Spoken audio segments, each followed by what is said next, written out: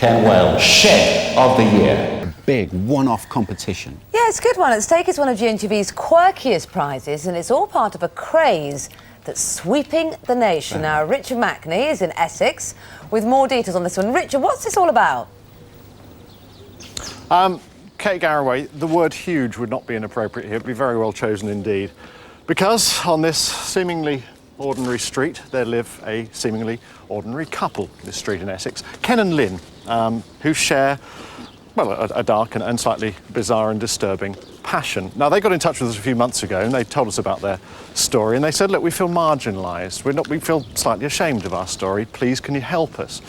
And so, after listening to their story and, well, admittedly laughing at them for a couple of minutes, we thought, actually, they're right. This is huge. This is massive. So we put out some feelers and we discovered that there are hundreds of thousands of similar people all across Britain who share this interest. So we decided at GMTV we'd do what we do well. We'd hold a lovely competition and bring everyone together. The details of the competition in about 50 minutes' time, at about 8:30. But just for now, just to let you know, already emails flooding in, calls flooding in, people who are just saying, at last, someone's listening. These are a few emails. This one from Stroud in Gloucestershire.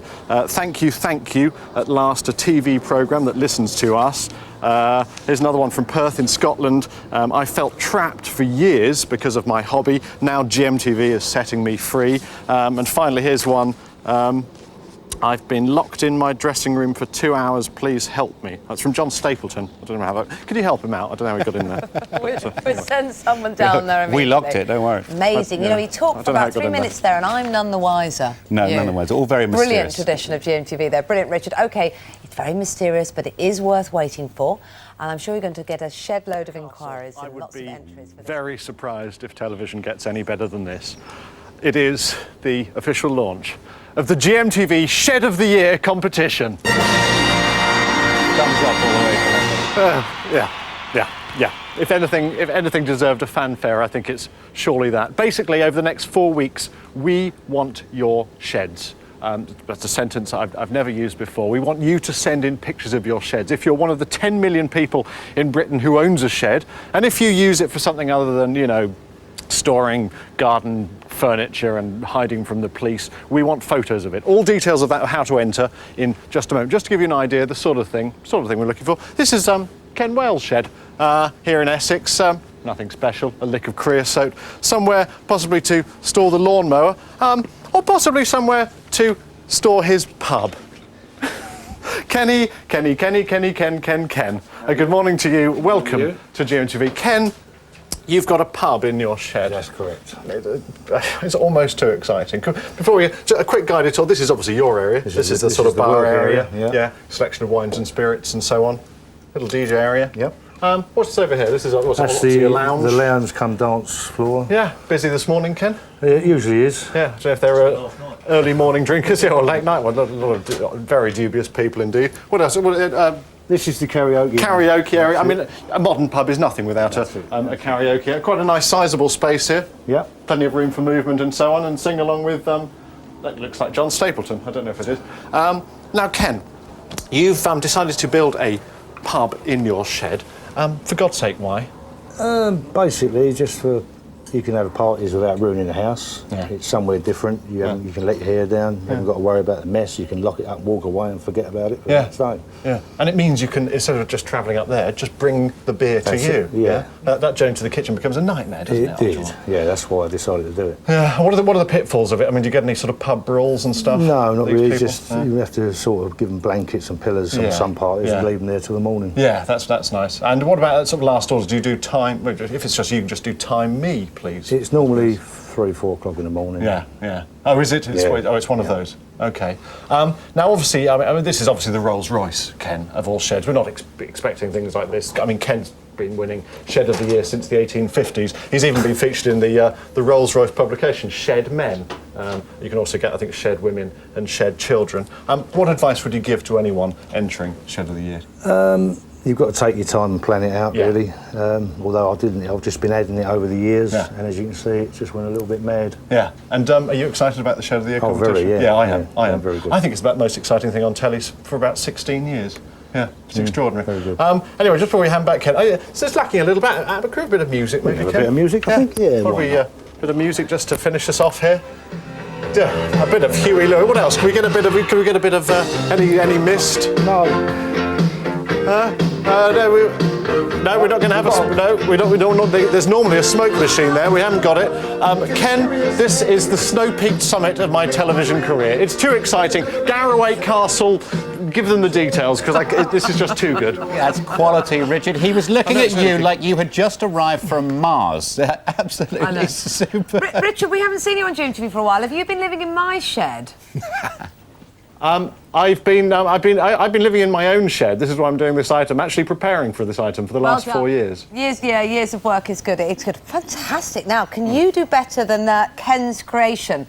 Or have you got a pretty quirky, unusual or flamboyant shed? Because we want to hear from you. Yeah, just tell us why you think your shed should be Shed of the Year. And give us some photos if you can. And send them to us at GMTV Shed of the... I can't believe I'm saying this either. Richard's right. GMTV Shed of the Year. GMTV PO Box 12789 London SE1 9EW. Or you can log on to our website. Smoke machine now working. Just to confirm, everybody, it is working. I know you've been worried about it. But yeah, it's supposed to be a place to hide from your wife, isn't it? Well, that looks pretty good to me. I'll be round to Ken's place. I know. World-class shed. Ken Whale. Well played. Time in his shed. Our reporter Jeff Moody's with him. Now, Jeff, it's not for the seedlings or the garden tools, is it, this shed? No, the seedlings and the garden tools are over there in Ken's greenhouse. If you want a Barbie, that's over there at Ken's barbecue. But what we're here to see is Ken's shed. And believe it or not, this is no ordinary shed. It is the mother of all sheds. Beneath this Essex exterior, Ken has built his very own boozer in the bottom of his garden. Come and have a look at this. Hello, everybody. Hello. All having a nice quiet drink. Yeah. This is known as Guzzledown Lodge. It is a bit like the TARDIS. It is bigger on the inside than the out. It is absolutely amazing. Quite amazing. Now, Ken, hello, welcome to the programme. What made you decide to build a boozer in the bottom of your garden? Well, it wasn't really planned. It was just a summer house where we used to sit and have a quiet drink, but we used to have to walk up to the house to make the drinks. So I just had a little decision to make a little bar in the corner, and it's gone a little bit mad. Now, I can see the advantage in terms of late at night and you haven't got far to go to stagger home just up the path. What other advantages are there to having a pub in your garden? Oh, basically when the party's over, you just close the doors, forget the mess, just walk away and forget it till the next day. And you're also in a book. There's a book called Shed Men. It's about people that do strange things in their shed, and you are featured in that, aren't you? You've also got a little smoke machine here. Let's have a little blast of the smoke machine. There you go. See, you've got all mod cons, and everyone's having a quiet drink here. It is fairly quiet, isn't it? Madam, why are you here today? Just to enjoy myself. And sir, why are you here? Good late night drink, yeah. What's it like having a pub in the bottom of the garden, sir? Very good if you had some drink. We've got empty glasses here. Yes, I must admit, you've got all mod cons here. You've got everything you possibly have in a pub, but very few drinks, it has to be said. There are a few barrels here and some pumps, but we need a few optics, really, and a few more glasses. But never mind, I have spotted a karaoke machine in the corner, so I'm going to have a little go over here and see. I didn't say I was going to sing anything. OK, let's have a look at some karaoke then, Ken. And now, end is near. And so I fade. We better leave it there. Thanks so much, Jeff. Sadly, we ran out of time, didn't we? Probably just as well.